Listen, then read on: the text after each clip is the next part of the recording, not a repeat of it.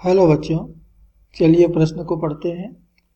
प्रत्यास्थ टक्कर में तो हमें नीचे कुछ कथन दिए जा रहे हैं, बतलाना है कि इसमें से कौन सा कथन इस प्रश्न के लिए सही होगा। तो इस प्रश्न के लिए जो मूल अवधारणा है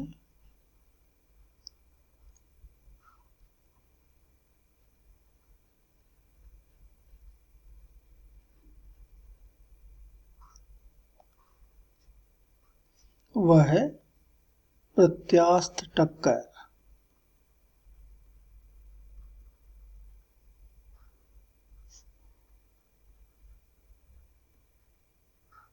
अब हमें यह भी मालूम है कि प्रत्यास्थ टक्कर में निकाय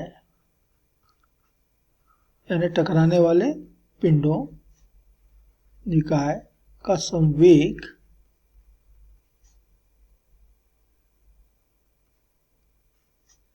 अचर रहता है।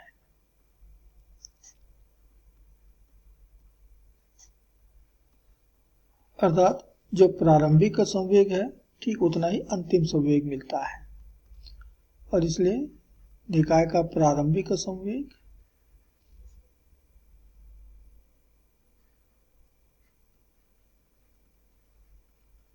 ये बराबर होता है अंतिम संवेग के।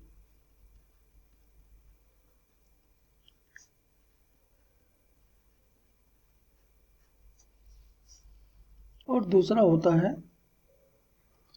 निकाय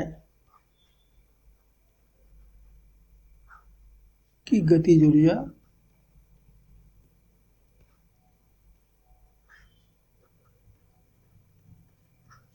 संरक्षित रहती है।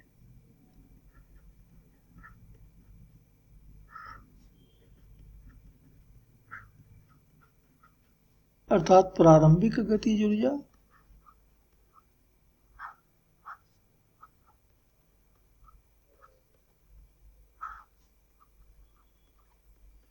ये बराबर मिलता है अंतिम गतिज ऊर्जा के।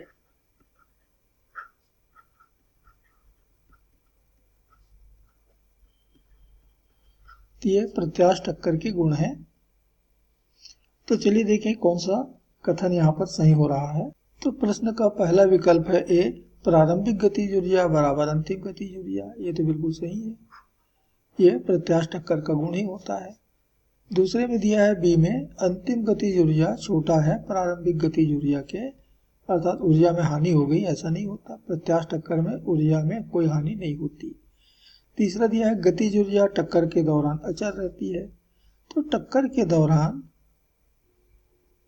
निकाय की गतिज ऊर्जा वो स्थितिज ऊर्जा में बदलती है, और इसलिए गतिज ऊर्जा लगातार घटती है, स्थितिज ऊर्जा लगातार बढ़ती है, और फिर अंत में स्थितिज ऊर्जा पुनः गतिज ऊर्जा में बदल जाती है।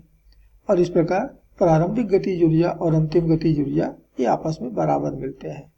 लेकिन टक्कर के दौरान गतिज ऊर्जा ये अचर नहीं रहती, लगातार घटती है, तो ये भी गलत हो गया। और अंतिम कहता है गतिज ऊर्जा पहले बढ़ती है फिर घटती है, ये भी गलत है। गतिज ऊर्जा टक्कर के दौरान पहले घटती है फिर बाद में बढ़ती है, ये भी गलत हुआ। और इसका अर्थ है कि इस प्रश्न का सही उत्तर है केवल विकल्प ए। आशा करते हैं आपको समझ आया होगा। धन्यवाद।